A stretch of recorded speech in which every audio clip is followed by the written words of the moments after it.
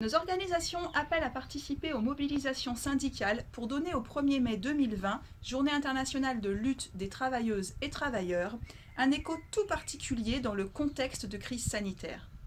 La pandémie qui se répand dans le monde entier révèle de manière tragique les dérèglements du capitalisme néolibéral et productiviste, ainsi que les dysfonctionnements de l'actuelle gouvernance mondiale. La situation nécessite d'affronter ensemble les urgences écologiques, sociales et démocratiques. Les impératifs de santé publique seront à l'honneur de ce 1er mai. Nos organisations appellent à manifester la solidarité avec les travailleurs et travailleuses en France et dans tous les pays, dont les activités continuent, souvent sans même le matériel de protection nécessaire. La solidarité aussi avec les invisibles, que la crise a pourtant révélés comme indispensables, ainsi qu'avec les précaires et les sans, dont la situation s'est dramatiquement aggravée pendant la crise. Pour cela, nous exigeons que la santé de toutes et tous soit une priorité, maintenant et après le 11 mai, date annoncée de sortie du confinement, alors même que les conditions sanitaires ne sont pas réunies. Que toutes les mesures d'urgence soient prises pour lutter contre les inégalités sociales et pour préserver le droit de chacun, chacune, durant cette période, dont celui d'un travail, d'une alimentation, d'un logement de qualité. Que la protection sociale des jeunes soit refondée afin de les faire rentrer dans le droit commun. Les jeunes ne peuvent être ni la variable d'ajustement, ni les oubliés de l'après.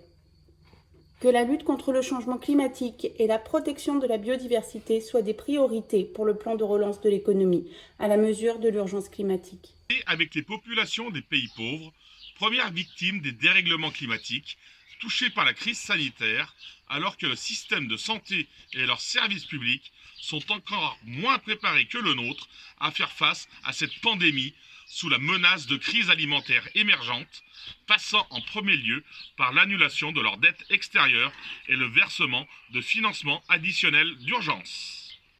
Le monde d'après doit enfin appliquer l'égalité professionnelle entre les femmes et les hommes.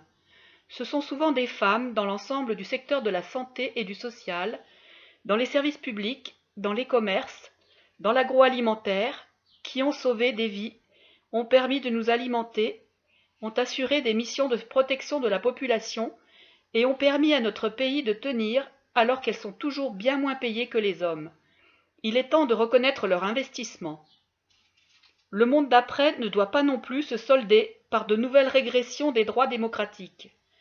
De ce point de vue, en France comme ailleurs, consciente de la nécessité de respecter toutes les mesures de confinement nécessaires, nous ne sommes pas moins indignés des violences policières, des contrôles abusifs, des atteintes à la protection des données personnelles et de la vie privée, de la violation des droits des migrantes.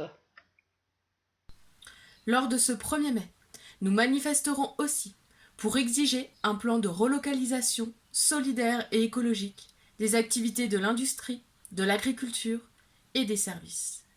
Plus jamais des travailleurs mis en concurrence et appauvris. Plus jamais la dépendance aux marchés internationaux, comme le manque de basques, de surblouses et de médicaments. Plus jamais les produits qui font le tour de la planète, engendrant pollution et émissions de gaz à effet de serre. Et plus jamais la captation des ressources naturelles du Sud au seul profit des transnationales des pays riches. Pour que le jour d'après ne soit plus comme le jour d'avant, tout soutien public aux entreprises doit d'ores et déjà être conditionné à une reconversion écologique et sociale qui nous permettra de créer des centaines de milliers d'emplois de qualité en France. Le gouvernement ne doit pas remettre en cause, sous l'influence des industries polluantes, les engagements et les objectifs environnementaux déjà très en dessous du niveau exigé par l'urgence climatique. Il doit aussi suspendre les ventes d'armes qui alimentent les conflits et le terrorisme et réfléchir à abandonner la dissuasion nucléaire coûteuse et plus dangereuse qu'efficace. Nous exigeons que la lutte contre le changement climatique et la protection de la biodiversité soient des priorités pour le plan de relance de l'économie et qu'elles soient à la mesure de l'urgence climatique. Lors de ce 1er mai, nous manifesterons encore pour obtenir un plan de développement de tous les services publics et une revalorisation des métiers d'utilité publique. Plus jamais les hôpitaux débordés du fait des fermetures de lits et du manque de soignants et de soignantes.